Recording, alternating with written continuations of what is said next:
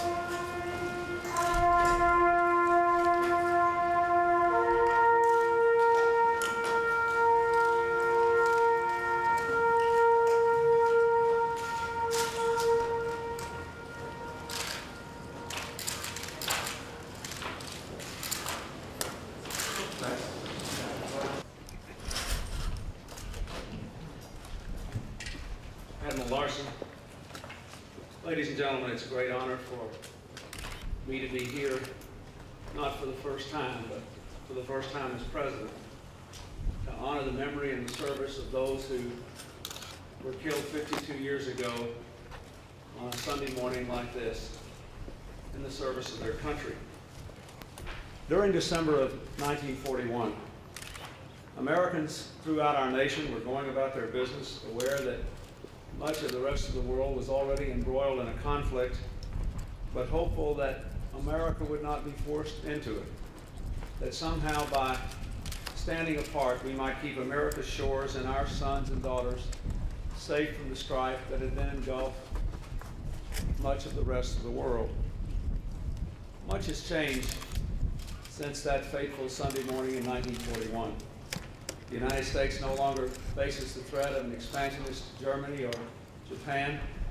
Indeed, I have just met with the leaders of those two nations and 4 others in an attempt to increase the prosperity and opportunity of all the peoples who live within our nations.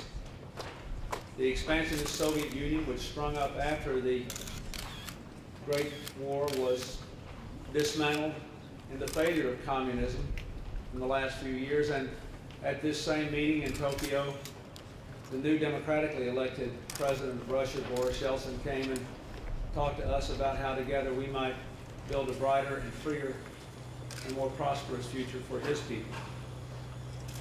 Our closest friends now are those with whom we fought a half a century ago. And yet it is still as clear now as it was then that the United States cannot disengage from the world. To be economically and physically secure, we must continue to be strong. In visits to Japan and to Korea, I have reaffirmed the commitment of the United States to the security of our allies and friends in the Pacific, beginning with a continuing military presence made possible by the men and women who serve our nation here at Pearl Harbor and throughout the region. As we honor those who gave their lives a half century ago, let us also honor those who guard our security today. I had breakfast with some of the young men and women of the Pacific Command this morning, and Admiral, I thank you very much for that opportunity. I was profoundly impressed by their energy, their discipline, their knowledge, their commitment, their willingness to do their jobs. I met with other members of our armed forces in Korea yesterday, including in the DMZ, where I was able to take the most forward position that any American president has ever enjoyed, standing on the bridge of no return about 10 yards from the dividing line which still separates us from what is perhaps the most anachronistic communist regime remaining in the world. I believe more strongly than ever before that the world has never had a better fighting force than the men and women who serve in the military service of our country. We are all in their debt for their service and their dedication. We are all proud of what they do for us. So in the presence of this memorial to those who gave their all in 1941, looking across the harbor at our magnificent fleet of 1993, let us resolve today to honor their sacrifice and their service by maintaining the best prepared and best equipped force in the world, always ready to meet any challenge, always worthy and receiving our full support. Thank you very much.